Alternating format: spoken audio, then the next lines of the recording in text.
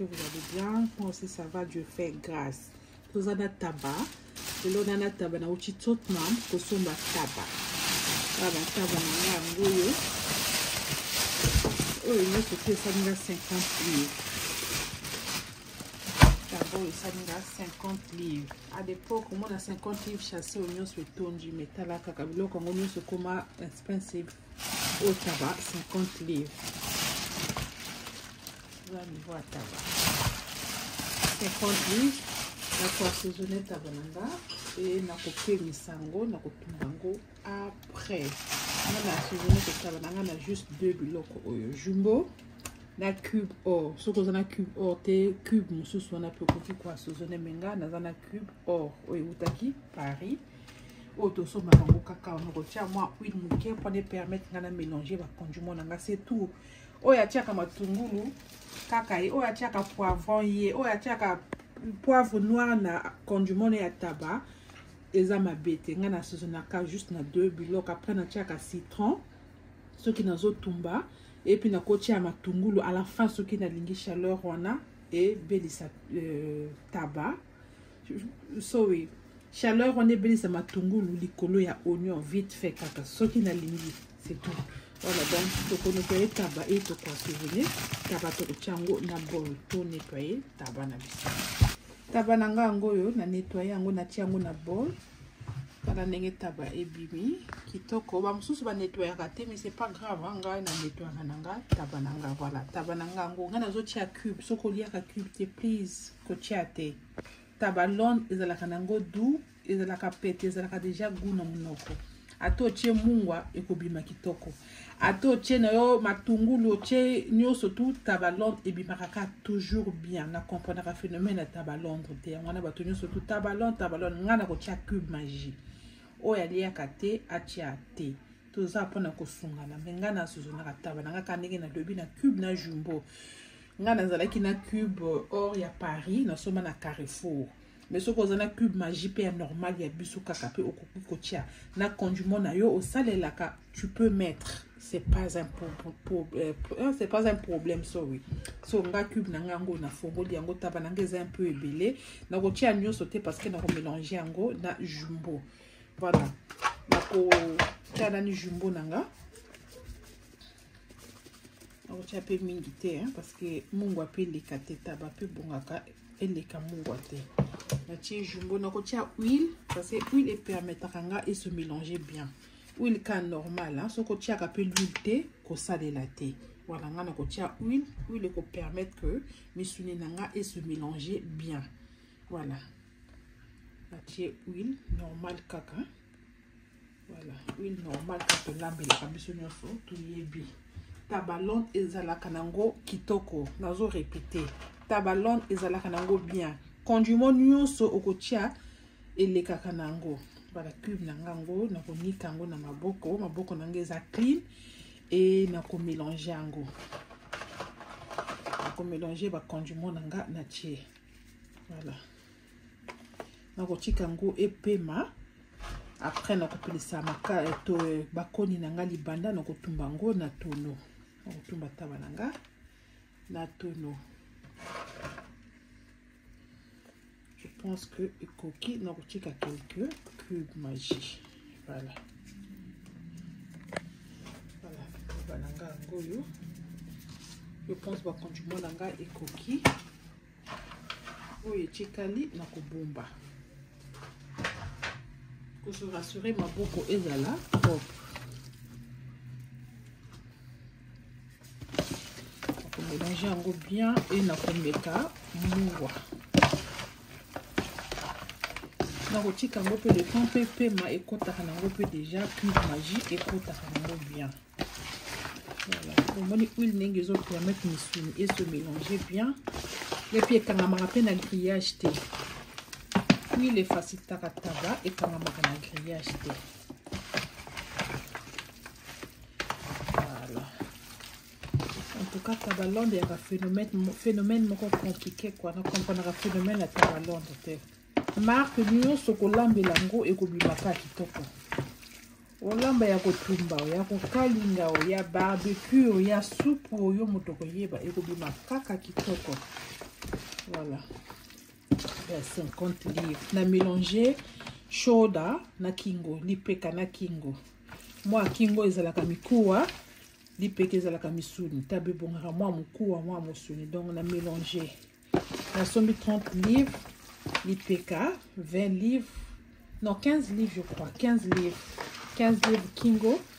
Et 35 livres shoda. 2 mapeka. Sombi la toute là.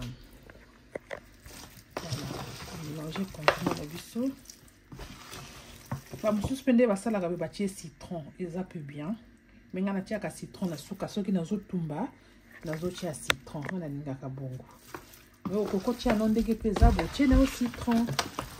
So que posa na ba conjument mususu ça la kataba. O tia na yo qui para na ngote. Eloko nyonso ezala kaka propre maboko na yo taba na yo koto ozosalela eza quand même biloko ya kolia hygiène fo ezala. Je pense que c'est bon. Voilà. On va écraser un peu cube magie mibimba on va écraser un peu et natika ngo ipemba toluka tono to pelisama koni na biso et tout tumbango. Je pense que c'est bon. Voilà. Tabalanga ngo na kotikango et pemba pour ko tumbango après à suivre. Baksa grillage moto ekangi Alex na makelele. Moto nanga ezui. Grillage esala ka musala moko somo. Grillage a tumba. On nettoyer yango na eloko da somo na chicken max.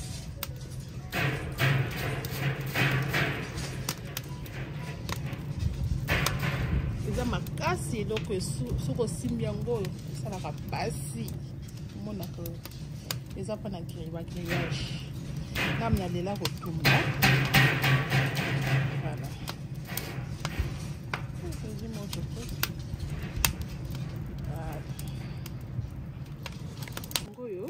Et vandi penza na conjument to pelisi tono na biso pour ko tia taba na moto.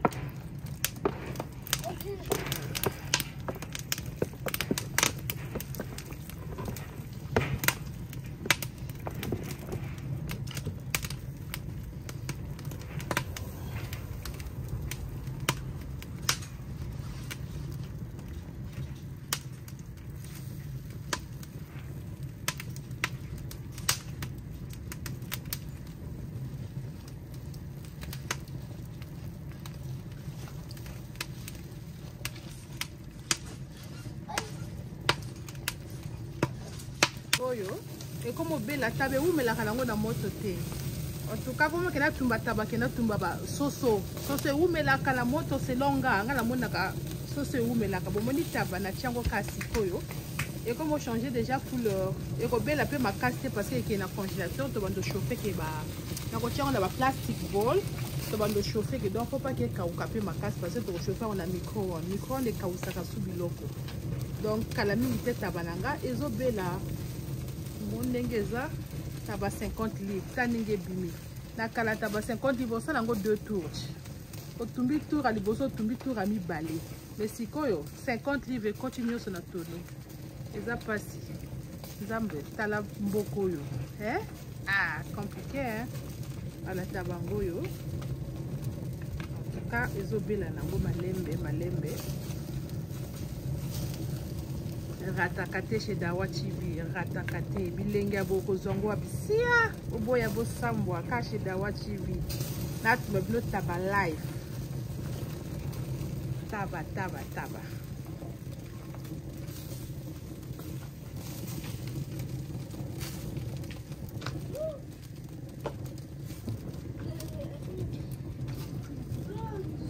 on a citron on a chaque citron likolo taba et tozana matungulu otokokata tochango tango tabo ekobela jusqu'à la chaleur ya taba et ça la ka bien matungulu na taba voilà oignon nanga et puis na kokino tia nani citron likolo ya taba na kwa kokata matungulu après to que le tia citron.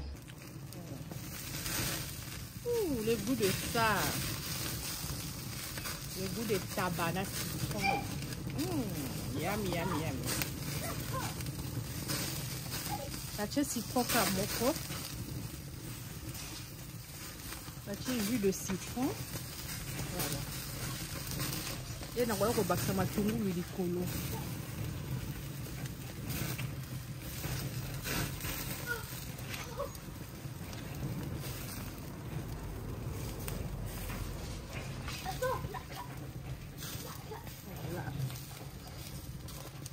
Citron il se mélangeait bien à tabac. Niveau avec ça autres sanga, faut comprendre. Donc on a la garde de lèvres. À côté kanga qui mette.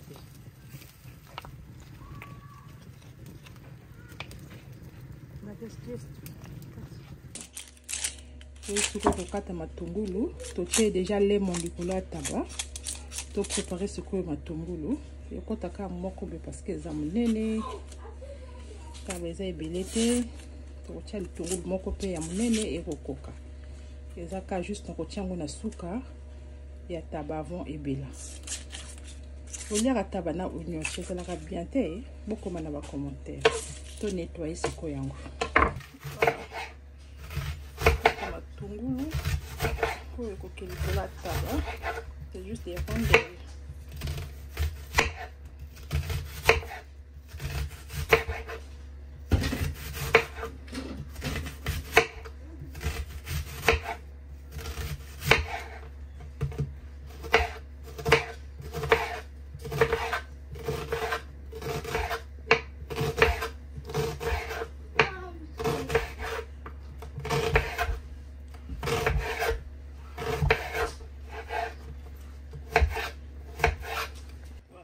Kati matungulu langa juste des rondelles et puis binene kaka tuka tapana matungulu na piment poussière boye bitie ça la moi sebe ni moko na lia boye na kin oh suka na sheta tapana matungulu na sheta wana na ngwa suma wana na regretta taba wana chilelo na poulet mayo ezala ki somo voilà to que nous poa kango siko likolo ya tabana biso na tono likolo chaleur au motoko lembisa matungulu oyo ate lembi te kokota nango na bapo après tango bando chauffer que na micro-ondes et ko lemba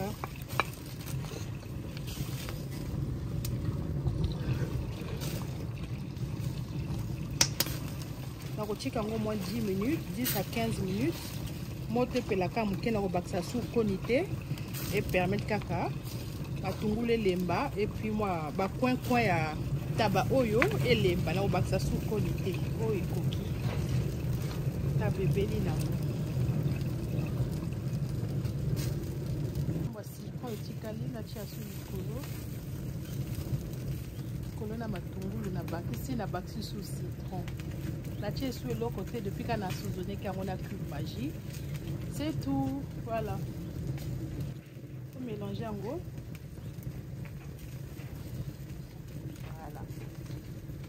Tu vois que l'on lango kalani beli nango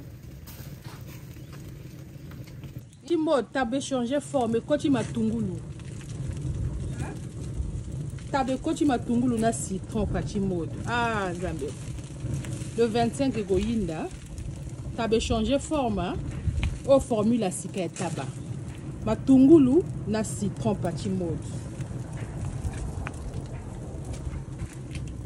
Tumbaka kaka on sait jamais toza mercredi lelo mercredi le 14 août zwa tabana matungulu ya boezala te zwa taba mercredi tumbaka kaka on sait jamais tabangoyo ebeli nango etikeli ka fumer bakoni nange esili ekomo bimisaka milinga opesalaka bien nde wana totumbaka na bakoni mpona mwa fumer oyo esalaka biloko kitoko sola koni epesaka toujours bien na biloko ya kotumba yango wana tiki fumer oyo ekota na taba mais pratiquement ebeli nango tolongola yango sikoyo parce que ebeli nango ko chauffer sauce na micro-ondes et ko kausa ngo mingi te. Voilà tabango yo. Ti yango siko na plastique na biso to ko kanga na ba bol et ko ke na congélateur. Voilà. Tabango yo. On la tabac ebeli nango. Voilà. Tabac 50 livres tani nge bimi. Hey. Au cas moi. Anyway.